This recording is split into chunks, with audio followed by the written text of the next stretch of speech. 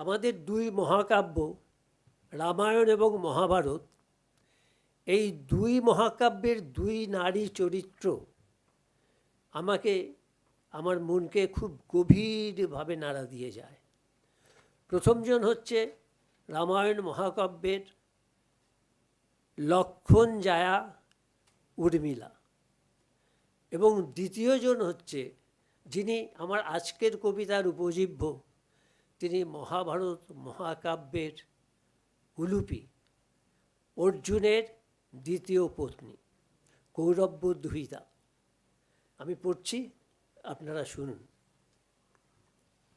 মহাকাব্যে উপেক্ষিতা, তুমি এক অসামান্য রমণী, কৌরব্য দুহিতা তুমি উলুপি।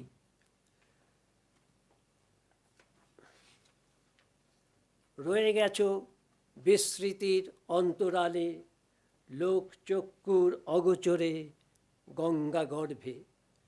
মুক্তি প্রার্থনা করেছিলে অকাল বৈধব্যের যাতনা থেকে কুন্তিনন্দন অর্জুনের কাছে। তুমি সেই উদ্ভিন্ন যৌবনা, অর্জুন পরিত্যক্তা, একক মাতৃত্বের আদি রমণী, ইরাবণের জননী। তুমি সেই গরবিনী নারী, নেই যার কোনো পরিতাপ, ত্যাগ করে শরীরের তাপ উত্তাপ, কাটায়েছ দীর্ঘকাল নদীগর্ভে পিতার আলোয়। একক মাতৃত্বে করেছ পালন পুত্র ইরাবণে, শিক্ষায় শৌর্যে গড়েছ তাকে পিতৃসম করে, বীর শ্রেষ্ঠ অর্জুন তনয় সেজে। অষ্টাদশ দিন ব্যাপী প্রবল সমরে নিজ শৌর্যে চতুর্দিক প্রকম্পিত করে গেল চলে অমৃত আলোয়, মাতা উলুপির বক্ষ শূন্য করে। যুদ্ধ হলো শেষ অবশেষে, স্বজন হত্যার পাপস্খলনে অশ্বমেধের ঘোড়া নিয়ে অর্জুন উপনীত হল মণিপুরে পত্নী চিত্রাঙ্গদার দেশে। জীবন সূর্য গেল অস্তাচলে, সম্মুখ সমরে পরাক্রমী পুত্র বব্রুবাহনের হাতে।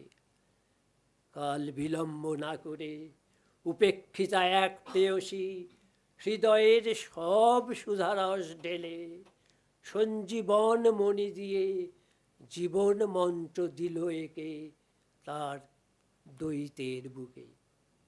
অবশেষে দিল আত্মাহুতি উপেক্ষিতা মহীয়সী। যবে মহাপ্রস্থানের পথে প্রিয়তম গেল চলে, উলুপিরা চিরকাল যায় থেকে পদপ্রদীপের অন্তরালে। নমস্কার। আমার দ্বিতীয় কবিতা অন্য কোনোখানে, কবিতার নাম। চলো মানসী অন্য কোথাও যাই চলে, অন্য কোনো লোকে। এ পৃথিবী আজ নেই ভালো, এখানে ফুল ফোটে না কো অনেক অনেক দিন। কুড়ি আসে তীব্র দহনে, কুড়িতেই যায় ঝরে।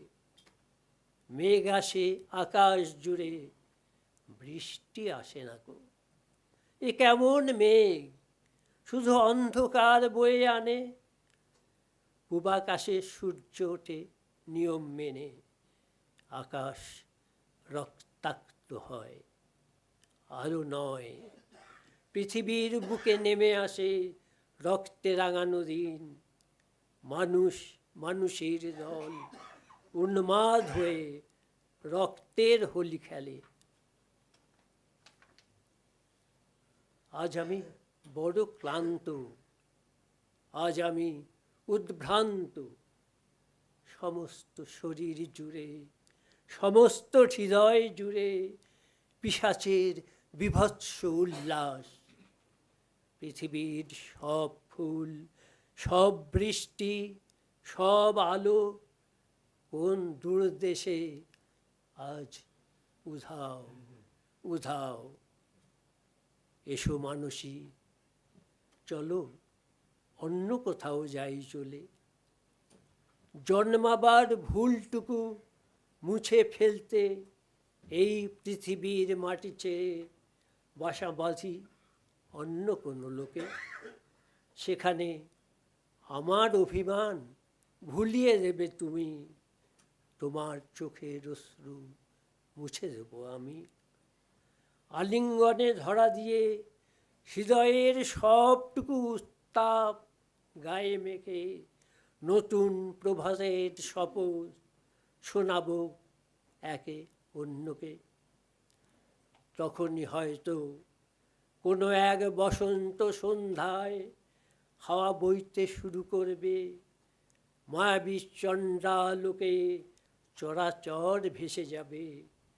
নক্ষত্র নিমন্ত্রণ পাঠাবে তোমাকে আমাকে। অদেখা গাছপালা, পাহাড়, নদী, মরুদ্যান, মরুভূমি হাত বাড়িয়ে বলবে, বন্ধু কেমন আছো? তখন আবার নতুন করে বাঁচতে ইচ্ছে করবে, ভালোবাসতে ইচ্ছে করবে ক্ষয়িষ্ণু এই জীবনটাকে। নমস্কার, সবাইকে অসংখ্য ধন্যবাদ।